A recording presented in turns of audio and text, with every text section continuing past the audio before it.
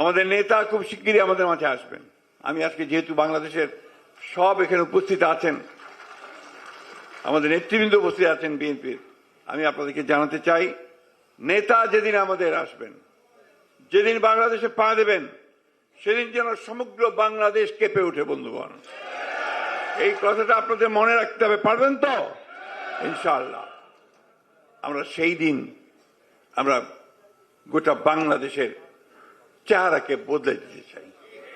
আমরা সামনের দিকে এগোতে চাই, প্রগতির দিকে এগোতে চাই। বাংলাদেশকে আমরা বাংলাদেশকে একটা মর্যাদার আসনে প্রতিষ্ঠা করবার জন্য আমাদের নেতার যে চিন্তা ভাবনা তাকে বাস্তবায়িত করার জন্য আমরা সামনের দিকে এগিয়ে যেতে চাই। বন্ধুগণ, অনেক বাধা আসবে, অনেক বিপত্তি আসবে, আমাদের বিরুদ্ধে অনেক প্রচারণা হতে থাকবে, কিন্তু এই সবগুলোকে কাটিয়ে উঠে আমরা মাথা উঁচু করে দাঁড়াতে চাই।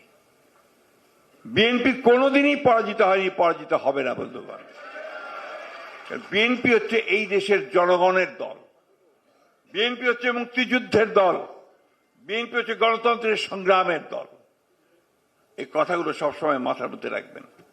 আর অন্য কোনো কিছু আপনাদেরকে সাফল্য দেবে না।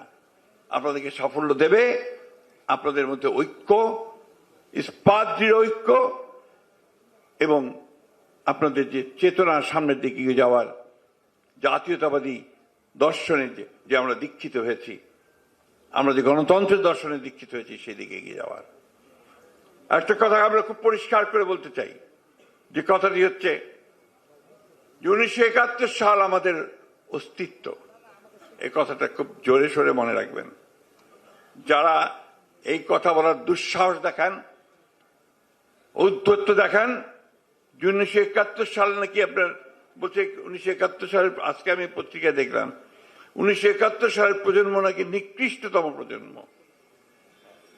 কোন সাহস এই কথাগুলো বলে তারা?